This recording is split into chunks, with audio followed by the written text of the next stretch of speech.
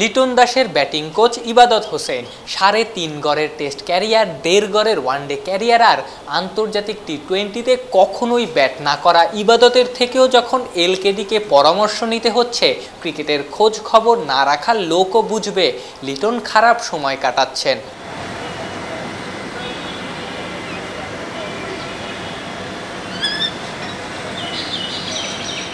খারাপ সময়ের জালে বন্দি থাকা লিটন মুক্তি চান, সেজন্যই বাড়তি অনুশীলন করছেন, মঙ্গলবারও করেছেন। শুধু তাই না, ইবাদতকে দিয়ে ব্যাটিংয়ের ভিডিও করিয়েছেন, সমস্যা দেখেছেন, খুঁজেছেন, বুঝেছেন। সমস্যা ধরতে পারলেই তো সমাধান মেলে।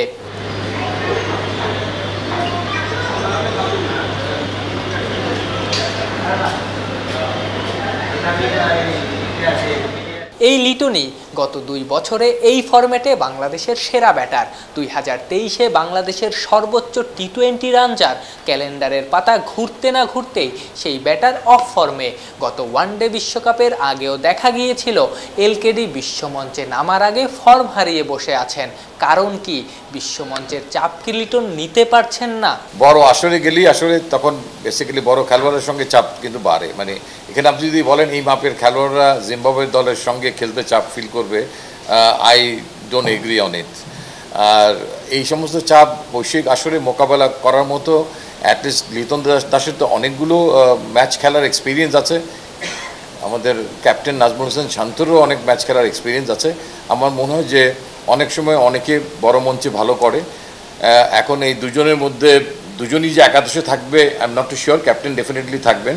তো সেখানে আপনার একজন যদি না আসতে পারেন তাহলে আপনার ক্যালকুলেটিভ রিস্ক 50% কমে গেল। ফর্মের ঘাটতির পরেও লিটনের উপরে আমরা আস্থা রেখেছি যে, এবং তাকে নিয়ে কিন্তু কাজ করা হচ্ছে। এই দুটো ম্যাচ যে তিনি খেলেননি সে সময় তাকে নিয়ে তার আস্থার জায়গাটা কিভাবে পুনরুদ্ধার করা যায় সেই প্রচেষ্টাগুলো আমাদের টিমের কোচিং স্টাফরা করে যাচ্ছে।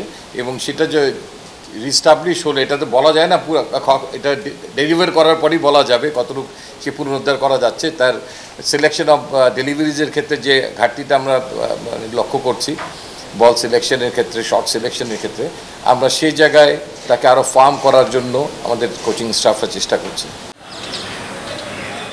লিপুর কথাতেই পরিষ্কার, লিটন এখন আর দলের প্রথম পছন্দের কেউই নন। এলকেডি এখন দলের backup opener, second choice wicket keeper. এমনকি তাকে বাদ দিয়ে বিশ্বকাপ স্কোয়াড তৈরির ভাবনাও সিলেক্টরদের মনে উকি দিয়েছিল। আফনান পিয়াল, অলরাউন্ডার।